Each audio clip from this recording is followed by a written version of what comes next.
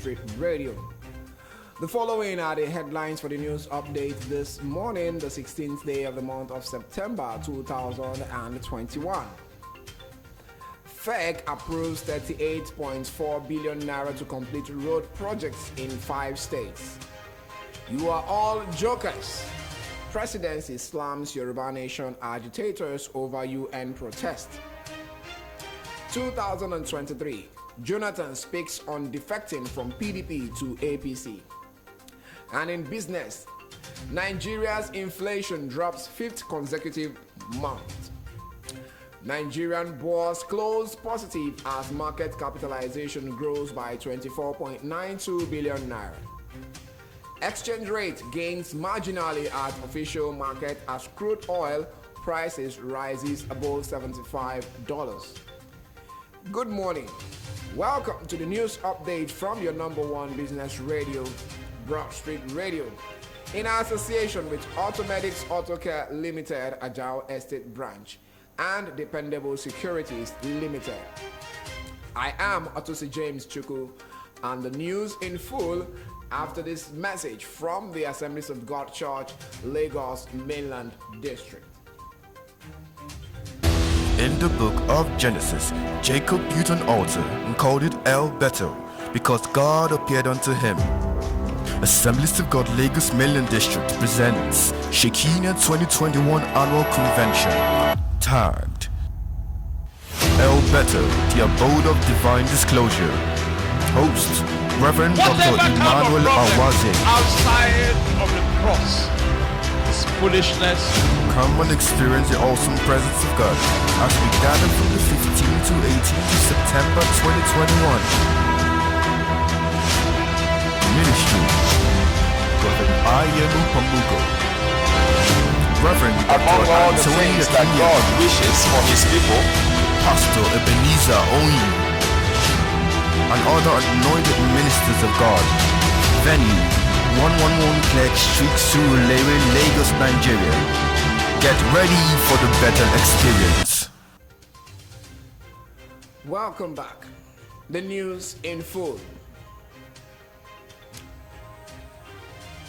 The Federal Executive Council (FEC) has approved the sum of 38.4 billion naira for the completion of inherited road projects in 5 states of the Federation. This was disclosed by the Minister of Works and Housing, Babatunde Fashola, in a press briefing with State House correspondents at the end of the council meeting presided over by President Muhammadu Buhari on Wednesday in Abuja, according to NAN. The minister revealed that the states where the project will be carried out include Benue, Bayelsa, Anambra, Imo, and Nasarawa, citing the projects were inherited from past administrations. The presidency has berated Yoruba Nation agitators over the ongoing protest at the United Nations headquarters in New York, United States of America. The agitators had stormed the UN headquarters on Tuesday and Wednesday to protest against the Muhammadu Buhari government. The protesters, under the aegis of the Nigerian Indigenous Nationalities Alliances for Self-Determination, NINAS, urged world leaders to facilitate the conduct of a referendum in Nigeria. In a statement signed by presidential spokesperson Garba Shehu on Wednesday, said the Nigerian government expected the agitators to use the UN meeting to garner attention to their causes. He attacked the Yoruba Nation agitators for associating with the indigenous people of Biafra, IPOB, which has been labeled as a terrorist organization.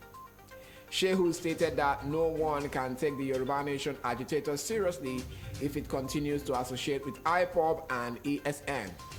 The presidency, however, asked Nigerians all over the world to ignore Yoruba Nation's talk of human rights promotion.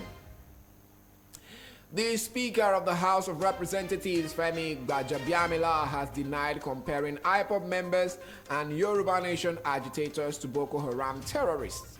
The Speaker had in his welcome address stated that the criminals masquerading as agitators for secession are bent on destroying the country and they do not mean well for Nigerians.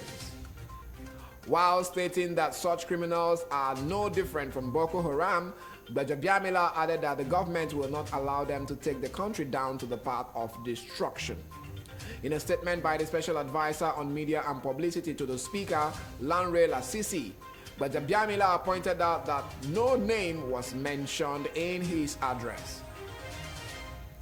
The Minister of Justice and Attorney General of the Federation, AGF, Abubakar Malami, has denied the claim that it has recovered funds generated from stamp duties. Recall that the 36 states, through their attorneys general, dragged Malami before the Supreme Court over the alleged failure of the government to remit funds generated from stamp duties into state accounts. In the suit filed on August 24, the state attorneys argued that they are the sole authority to administer and collect stamp duties on all transactions involving individuals or persons within their respective states. But in a statement on Wednesday by his spokesman, Umaru Gwandu, said the minister has written a letter to all the 36 governors to explain the situation surrounding the stamp duty saga. Gwandu stated that the federal government is yet to recover stamp duty funds made from January 15, 2016 to June 30, 2020. Former President of Nigeria, Goodluck Jonathan, has denied rumors of defecting from the People's Democratic Party, PDP, to the ruling All Progressives Congress, APC. The Jonathan camp made the fresh denial on Wednesday after rumors emerged again that the Bayelsa-born politician has dumped the PDP for APC. On Wednesday, the rumor mill went into overdrive that he has finally joined the APC, sparking anxiety from various quarters. But when contacted for a reaction, the former president's spokesperson Ikechukwu Eze said there is no truth in the defection rumors. He added that his principal is very busy with other activities, and should he decide to defect, it will be communicated through appropriate channels and not the rumor mill. The federal government has again promised to soon lift the ban on Twitter's operations in Nigeria. Briefing State House reporters on Wednesday after the weekly Federal Executive Council FEC meeting in Abuja, Mohammed stated that it is very close to restoring Twitter services in the country. The minister stated that the government is working hard to restore Twitter's operation in Nigeria, 100 days after the platform was banned. Mohammed added that the government is mindful of the anxiety of Nigerians and both parties are working very hard to put a closure on the matter. Ariano Kakanfo of Yoruba land, Gani Adams, has stated that the Southwest is ready to find new ways to balance meals if the cost of a cow goes as high as 2 million naira due to the anti-open grazing laws. Recall that Mieti Allah Cattle Breeders Association banned during a public hearing on the recently passed and signed anti-open grazing law in Lagos had claimed that cows would sell for as high as 2 million naira if the bill is passed. Speaking on Wednesday as a guest on Punch interview program, The Roundtable, Gani Adam stated that the Yoruba people in the Southwest will start eating fish and other alternatives to beef. The Odua People's Congress OPC leader hailed southern governors for banning open grazing in the region. Business news will be in a jiffy after this quick message from the Assemblies of God, Lagos Mainland District. In the book of Genesis, Jacob built an altar and called it El Bethel, because God appeared unto him. Assemblies of God Lagos Mainland District presents Shekinah 2021 Annual Convention, tagged El Bethel, the Abode of Divine Disclosure. Host, Reverend Dr. Emmanuel Awaze. Outside of the cross is foolishness. Come and experience the awesome presence of God as we gather from the 15th to 18th of September 2021. Ministry, Reverend Ayemu Pamugo, Reverend Among Dr. all the Anthony things that God wishes for his people, Pastor Ebenezer only, and other anointed ministers of God. Venue 111 Clegg Street, Surulere, Lagos, Nigeria. Get ready for the better experience. And now to the business news. The National Bureau of Statistics says Nigeria's inflation has dropped for its fifth consecutive month, but the prices of food have continued to rise. In its report released on Wednesday, the Consumer Price Index, which measures inflation, fell by 17.01% in August. The NBS stated that in the released CPI report, the rate is 0.37% points lower than the 17.38% recorded in July this year. Inflation dropped from 18.17% in March to 18.12% in April before dropping further to 17.93%, 17.75% and 17.38% in the months of May, June and July respectively. The NBS said that on a month-on-month basis, the headline index increased by 1.02% in August 2021, adding that this is 0.09% rate higher than the 0.93% recorded in July 2021.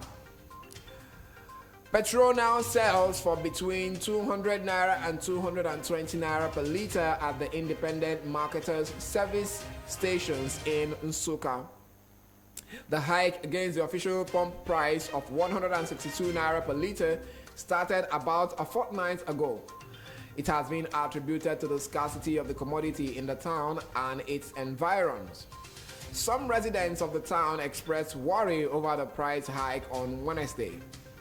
Mr. Ozioko added that the hike had compelled many private car owners to park their vehicles at home and move around in public transport. A building material dealer, Timothy Ngwu, said the development had also led to an increase in transport fare in the area. Also, a bus driver, Victor Obona, described the scarcity and hike as unfortunate and an ugly development. Major marketers in the areas have stopped selling petrol, claiming to have run out of fuel. The resident called on the government to urgently intervene to bring the situation under control and put an end to its harsh economic effects on the masses. At the end of yesterday's trading session, the Nigerian exchange closed positive amidst sell-offs and buy interest as the benchmark all-share index ASI appreciated by 12 basis points, while the market capitalization increased by 24.92 billion naira. The NGX ASI closed at 38,968.34 points to reflect a gain of 0.12% from the previous trading day. At the close of the market yesterday, Wednesday, the 15th of September 2021, the stock exchange market value currently stands as 20.30 trillion naira from 20.28 trillion naira in the previous trading day. Its year-to-date YTD return, however, is currently settled at a decrease of 3.23%. The market bread closed negative as UPDC led 14 gainers and 18 losers, topped by Trans cohort at the end of yesterday's session. The stock market has declined by 1,302.38 basis points since the start of the year. Market sentiments trend towards the bulls despite the market differential being in favor of the decliners, as 14 gainers were surpassed by 18 losers. The following are the top gainers of the NGX ASI after yesterday's trading session. UPDC was up by 9.64% to close at 1 naira 82 kobo. NNFM was up by 9.59% to close at 8 naira. Owando was up by 6.21% to close at 4 naira 62 kobo. Len Africa was up by 5.88% to close at 1 naira 44 kobo. Honey Flour was up by 3.38% to close at 4 naira 7 kobo. And the following are the top losers of the NGX ASI after yesterday's trading session. Transco Hot was down by 10% to close at 4 naira 50 kobo. Chi PLC was down by 9.43% to close at 48 kobo. Prestige was down by 8.33% to close at 44 kobo. Champion was down by 8.17% to close at 1 naira 91 kobo. Lasako was down by 7.69% to close at 1 naira 20 kobo. Wednesday, the 15th of September 2021, the exchange rate between the naira and the US dollar closed at 412 naira 6 kobo per dollar at the official investors and exporters window. Naira recorded a marginal gain against the US dollar on Wednesday to close at 412 naira 6 kobo against a dollar compared to 412 naira 8 kobo against a dollar recorded on Tuesday, 14th September 2021. Meanwhile, the exchange rate at the parallel market slumped to a new record on Wednesday to close at 562 naira per dollar compared to 557 naira per dollar recorded in the previous trading session. This represents a 0.9% depreciation and further widens the gap between the black market rate and the official rate. The crude oil market traded bullish on Wednesday, recording significant gains as Brent crude surpassed the $75 per barrel ceiling, having gained 2.62% to close at $75.53 per barrel. In the same vein, WTI crude gained 3.05% to close at $72.61, while natural gas gained 3.8% to close at $5.46. Nigeria's foreign reserve rose by $80.15 million to close at $35.19 billion on Tuesday, the 14th of September 2021, compared to $35.11 billion recorded as of the previous day. The latest increase represents a 0.23% boost in the country's foreign reserve. This is the news update from your number one business radio, Broadstreet Radio, in association with Automedics Auto Care Limited, Adao Estate Branch, and Dependable Securities Limited. Before I go, a recap of the major stories.